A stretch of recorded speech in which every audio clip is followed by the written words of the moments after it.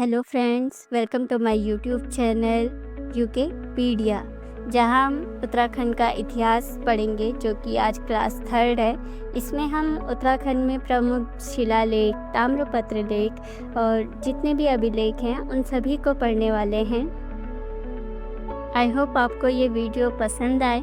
तो गाइज़, अगर आपको वीडियो अच्छी लगे तो प्लीज़ वीडियो को लाइक एंड अपने रिव्यू कमेंट में ज़रूर दीजिएगा और मुझे सपोर्ट करने के लिए चैनल को सब्सक्राइब ज़रूर कीजिएगा। तो चलिए शुरू करते हैं। उत्तराखंड के प्रमुख शिलालेख। सबसे पहले आता है कालसी शिलालेख, जो कि बहुत ही इम्पॉर्टेंट है एग्ज़ाम्स के पॉइंट ऑफ व्यू से। तो इसकी खोज जो है वो 1860 में मिस्टर फॉरेस्ट ने की थी।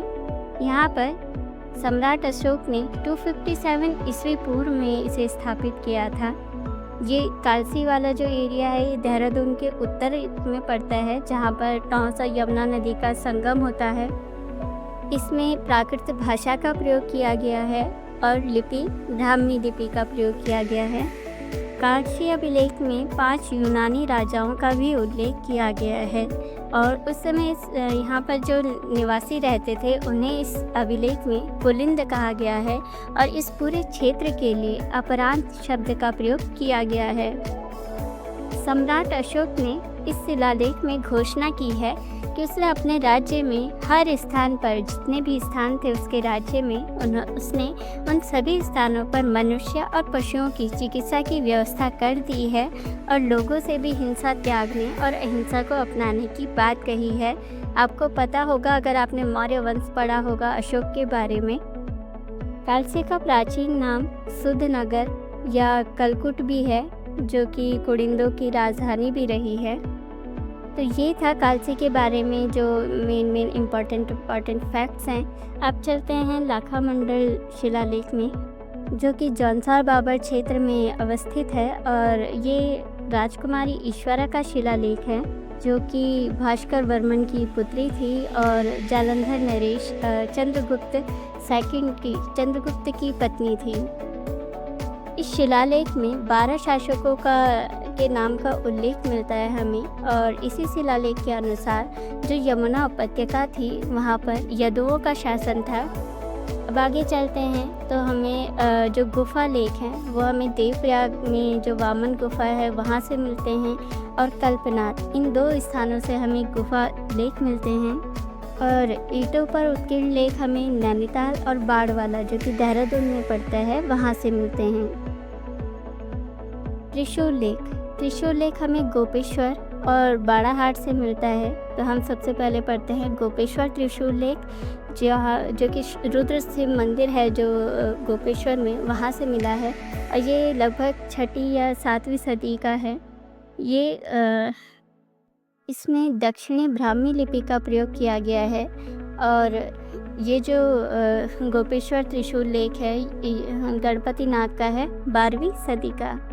गणपति नाग जो कि नागवंश का शासक था, तो इससे नागवंश के यहाँ पर रहने की पुष्टि मिलती है हमें। इसी गोपेश्वर शिलालेख में 4 नागवंशी राजाओं का नाम भी का उल्लेख होता है: स्कंदनाग, विभुनाग, अंशुनाग और गणपति नाग। आगे चलते हैं। बाड़ाहाट त्रिशूल लेख में शंख लिपि का प्रयोग किया गया है। ऐसे ही देवलगढ़ और कोलसारी से हमें मूर्ति पीठी का लेख मिलते हैं। जो मंदिर है, मंदिर की दीवारों पर उत्कीर्ण लेख हमें गोपेश्वर, कालीमठ और केदारनाथ आदि क्षेत्रों से मिलते हैं। अब पलेठी शिलालेख जो कि टिहरी गढ़वाल में अवस्थित है, जो कि पलेठी का सूर्य मंदिर भी टिहरी में ही अवस्थित है। ये 6वीं से 7वीं शताब्दी का है। इस शिलालेख में संस्कृत भाषा का प्रयोग किया गया है और उत्तर गुप्त यानी कि ब्राह्मी लिपि का प्रयोग किया गया है। इस शिलालेख में कल्याण वर्मन और आदि वर्मन के लेख मिले हैं। इसके बाद आते हैं उत्तरकाशी का शक्ति स्तंभ लेख, जो कि उत्तरकाशी में है। तो इसकी स्थापना श्रीगुह ने की थी, इसीलिए इसे श्रीगुह का त्रिशूल अभिलेख भी कहते हैं। तो दोनों में से कुछ भी आए, दोनों उत्तरकाशी में ही हैं। इसकी स्थापना किसने की थी? श्रीगुह ने। और इसमें जो लिपि है वो ब्राह्मी लिपि का प्रयोग किया गया है। साथ ही साथ इसमें शंख लिपि का भी प्रयोग किया गया है। जो श्रीगु का त्रिशूल अभिलेख है ये भी 6ठी से 7वीं सदी का ही है। आगे चलते हैं बालेश्वर मंदिर अभिलेख जो कि चंपावत से मिला है। ये क्राचल देव का अभिलेख है जिसका हमें 1223 में इसका उल्लेख मिलता है। इस अभिलेख के अनुसार क्राचल देव ने जो है वो 1223 में कत्यूरी राज्य को अपने अधिकार में कर लिया था और इसी शिलालेख में 10 मांडलिक राजाओं का भी उल्लेख मिलता है। इसके बाद आएंगे पांडुकेश्वर ताम्रपत्र जो कि चमोली से मिला है। इसमें उल्लेख मिलता है ललित सूरदेव का जो कि कत्यूरी वंश से संबंधित है। आपको अभिलेख के साथ साथ कि कौन सा अभिलेख किस राजा से संबंधित था उसके साथ साथ उनके वंश के बारे में भी पता होना चाहिए, क्योंकि जो आयोग का जो मिलान वाले रहते हैं तो उसमें आयोग वंश और ताम्रपत्र लेख दे देगा या शिलालेख दे देगा जो कि आपको मिलाने होंगे। अब आते हैं तालेश्वर ताम्रपत्र जो कि अल्मोड़ा से मिला है। ये पौरव वंश से संबंधित है और इसमें संस्कृत भाषा का प्रयोग किया गया है। ये भी 6ठी से 8वीं सदी तक का है।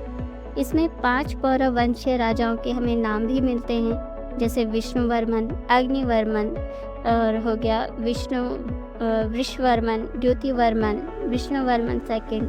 तो जो विष्णुवर्मन है वो पौरव वंश का संस्थापक भी है। तो पौरव वंश से संबंधित जो अभिलेख है या ताम्रपत्र लेख है वो है तालेश्वर अभिलेख। तो इससे हमें पौरव वंश से संबंधित जानकारी भी मिलती है, जैसे कि इसी अभिलेख में जो उद्यान होते हैं, बागान होते हैं, उनके लिए वटक शब्द का प्रयोग किया गया है। आगे चलते हैं बागेश्वर शिलालेख जो कि भूदेव का है। भूदेव एक कत्यूरी शासक है जिसे इस बागेश्वर शिलालेख में परम बुद्ध श्रमण रिपु कहा गया है।